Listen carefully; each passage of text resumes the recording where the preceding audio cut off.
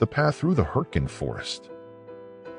I can't say I remember the exact moment I knew we were screwed, but the feeling was there, thick in the air, like the smoke from artillery that never stopped.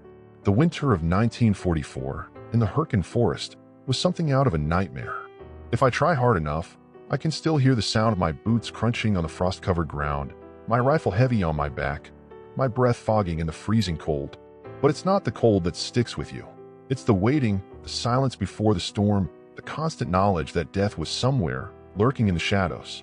It was supposed to be simple, or so they told us. We were told to push through, fight through the forest, clear out the Germans, and keep moving. But out there, in the woods, everything felt like a death sentence written in German and delivered by the rumble of artillery. Those trees, those endless rows of pine, they felt alive in a way, watching us, listening, like they knew what was coming for us. We didn't get much information at first, nothing that made sense. Command didn't bother with details, just orders, hold the line, push forward, stay alive. Simple, right? Except it wasn't. The forest was crawling with Germans, and they knew this place like the back of their hand. They knew the paths, the hiding spots, the way the light played off the snow to create shadows that could hide a dozen men. And they were patient. Hell, they had all the time in the world. I remember one night, cold as hell, too cold for my bones to handle, when we were stuck in the middle of a makeshift trench. We'd been there for hours, listening to the crack of distant gunfire, waiting for the inevitable attack. The only light came from the pale moon above, casting long shadows across the frozen earth. There were no stars that night, just darkness, and it felt as though the whole world had been swallowed by it. We huddled in the trench, trying to stay warm, trying to pretend we weren't thinking the same thing. How many of us would make it out? Sergeant Larkin, a grizzled veteran with more scars than he had teeth, pulled me aside and muttered something about survival. But what did that even mean? Survival in the Hürtgen Forest felt like a cruel joke. The ground was frozen solid, making it hard to dig in, but even if you did, what was the point? The Germans were everywhere, and when you couldn't see them, you could feel them in your bones, waiting for the perfect moment to strike. We were on edge, always. The snow would fall in heavy, wet clumps, adding to the weight of the silence. Then, out of nowhere, the rumble of artillery would shatter that silence, rattling the ground beneath us like the earth was being torn apart. You could feel the tremors in your chest, the way the sound washed over you like a flood, making your ears ring.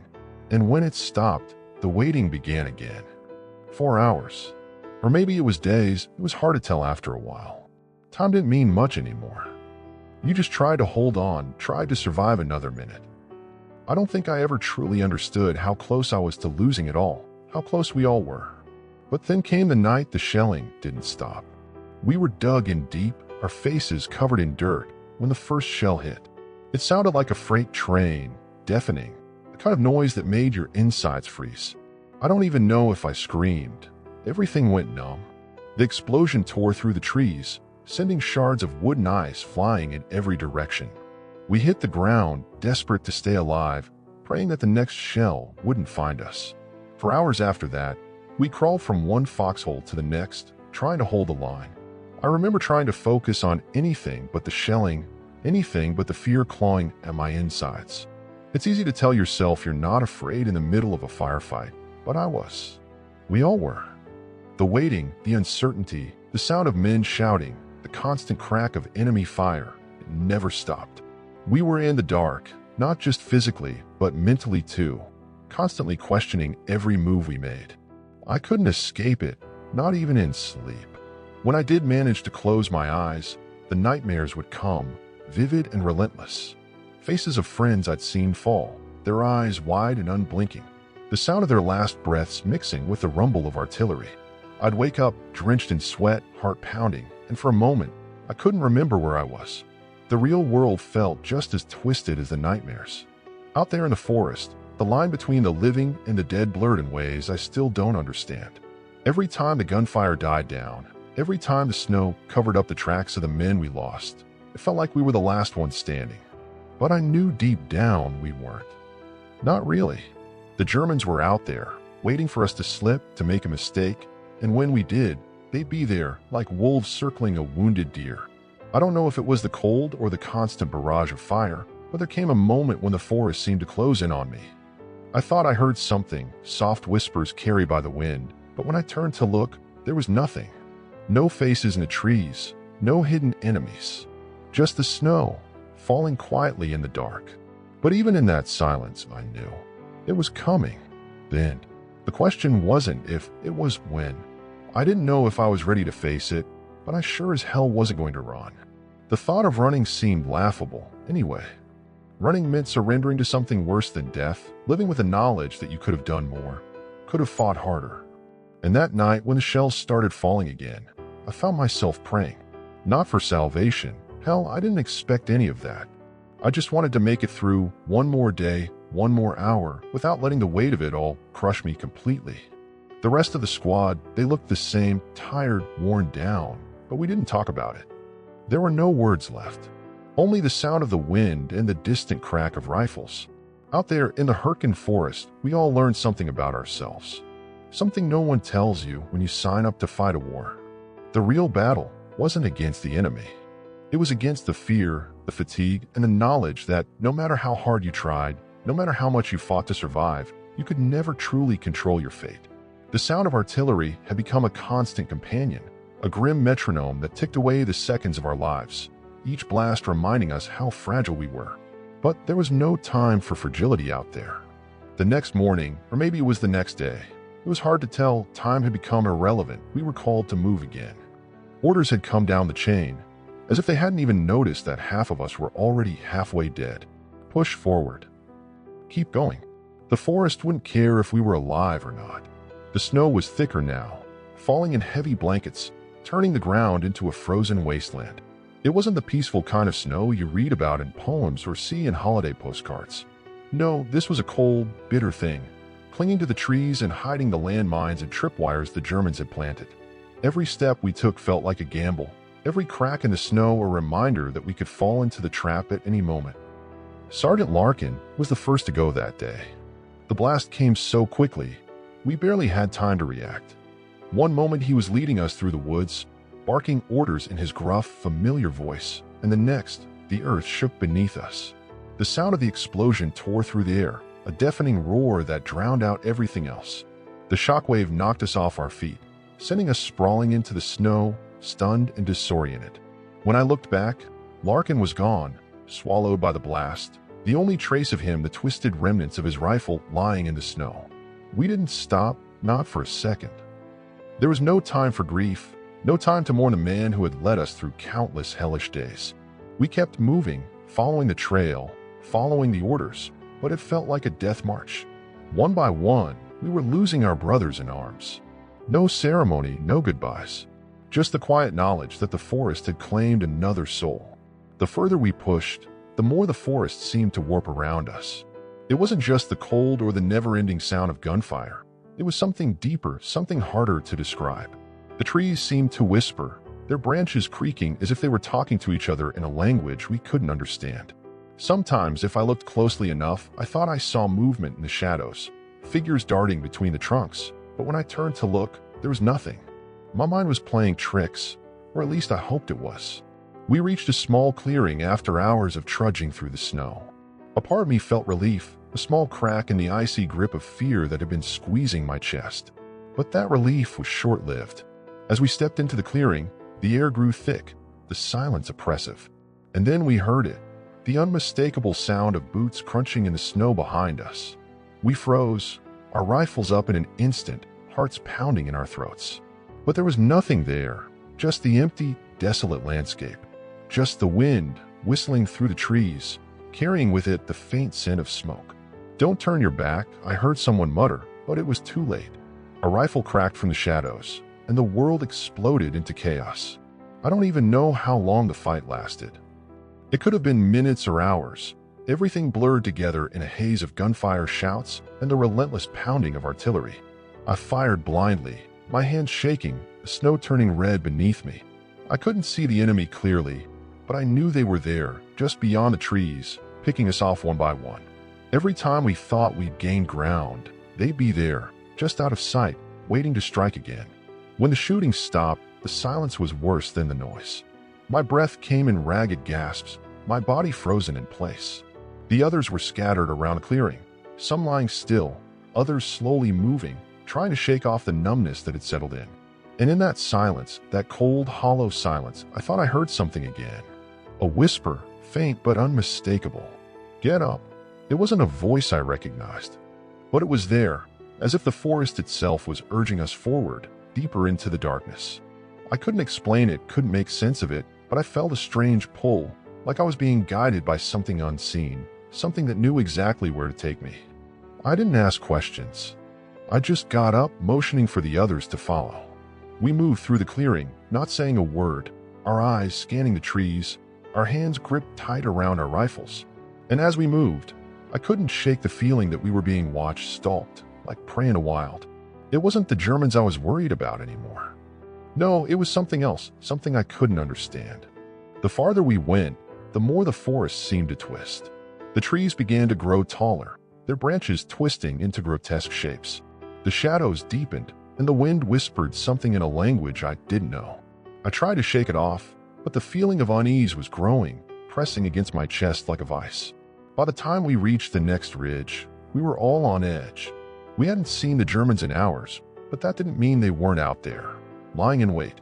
We took cover behind the rocks, our eyes scanning the terrain for movement, but all we saw was the endless expanse of white.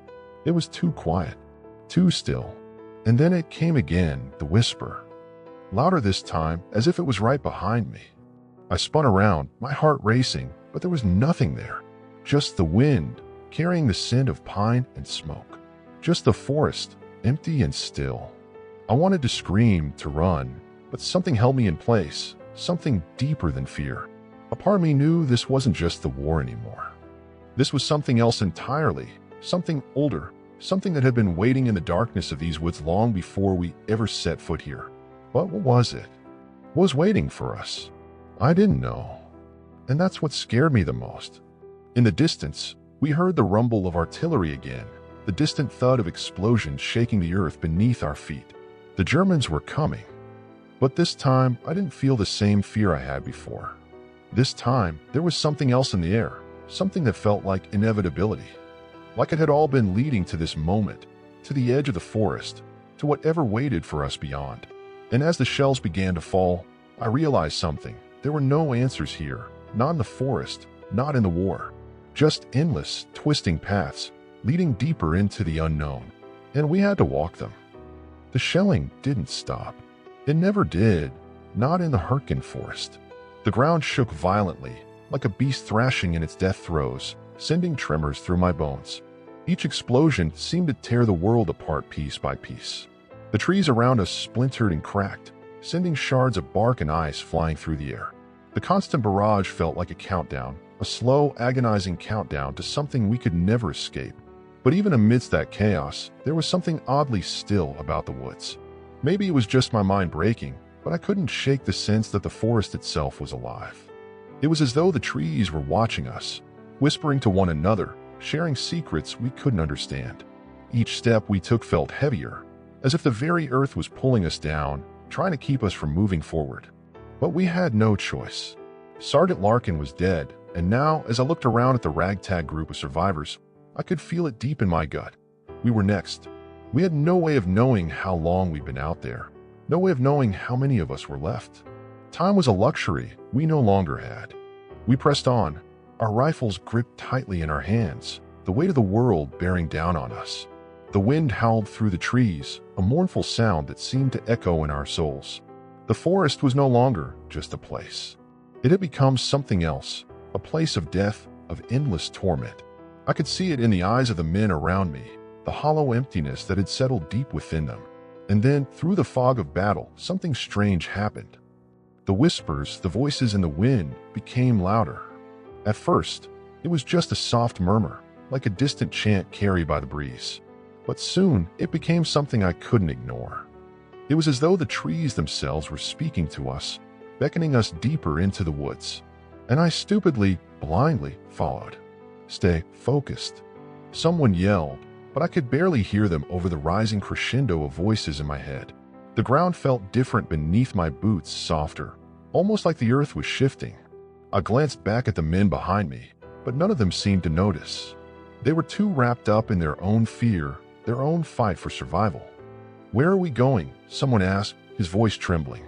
But the question hung in the air, unanswered. We had all stopped, looking into the dark expanse of trees ahead. There was a sense of finality to the silence that followed. It was as if the woods had decided our fate for us. And then we saw it. Through the trees, barely visible in the fog, stood a figure. At first, I thought it was a trick of the light, some mirage brought on by exhaustion. But no. As we stepped closer, the figure became clearer.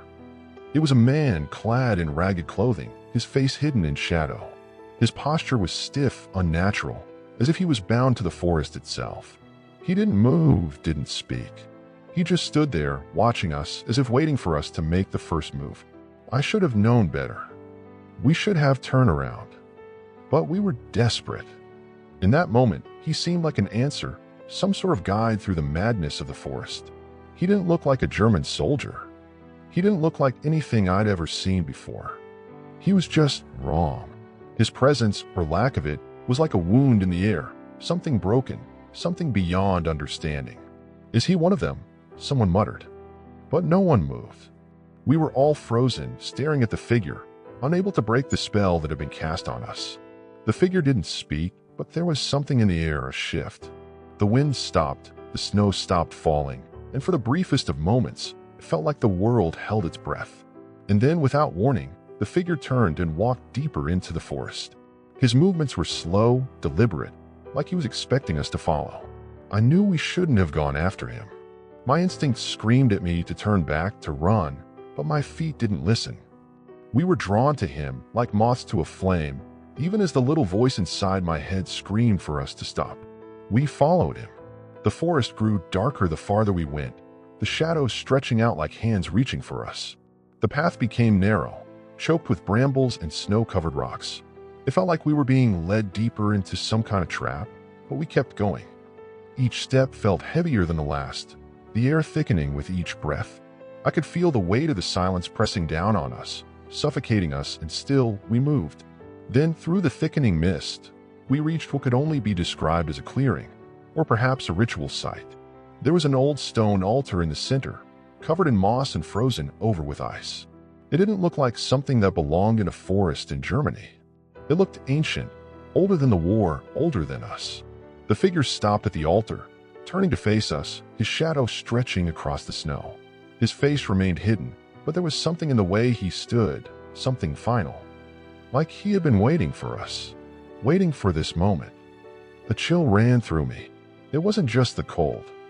It was a deep, gnawing fear, something primal, something that had nothing to do with the war, with the Germans, with survival. No, this was something different. This was something that had been waiting for us in these woods, long before any of us had set foot in them. "Is this it?" one of the men whispered, his voice trembling. But the answer wasn't in words. It was in the way the air shifted, in the way the trees seemed to close in around us, as if the forest itself was holding its breath. The figure didn't speak, but his hands moved, as if guiding us toward the altar. It was then that I understood we weren't supposed to survive. None of us. The war, the Germans, the battles. It was all just a distraction, a smoke screen for something far darker, something that had been waiting in the depths of the forest. The altar was just a marker, a point of no return. I didn't know what the figure was. Maybe he was a German soldier. Maybe he was something else entirely, something from the past, something that had survived in the dark places of the earth. But there was one thing I was sure of: we were never supposed to leave. The moment stretched, and the world seemed to hold its breath, waiting. The figure raised his arm, pointing toward the sky. I thought I saw something flicker above the trees, a shadow passing overhead. But when I blinked, it was gone. And then, as quickly as it had begun, the figure was gone, disappeared into the forest, swallowed by the shadows.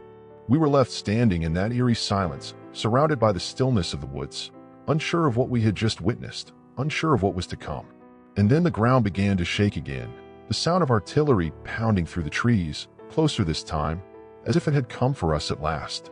But even as we scrambled to take cover, I couldn't shake the feeling that the real battle, the one that would define us all, was only just beginning. And this time, it wouldn't be fought with guns or bombs. It would be fought in the dark places, in the spaces between life and death. The bombardment was relentless, the sky above us now filled with the thundering roar of artillery, shaking the very ground we stood on. The deafening cracks of explosions ripped through the air, tearing apart trees and sending chunks of earth flying in all directions. But amidst the chaos, I couldn't focus on the war anymore. I couldn't focus on the enemy, the explosions, the rifles, or even the men around me. The only thing that mattered was the eerie stillness that had followed the disappearance of the figure. The forest had become a living thing, and I was just a speck caught in its unyielding grasp. I couldn't help but wonder, what had we walked into? What were we really up against? The Germans were bad enough, but this felt like something else entirely. A shadow loomed over us now, something ancient, something that had been here long before the war.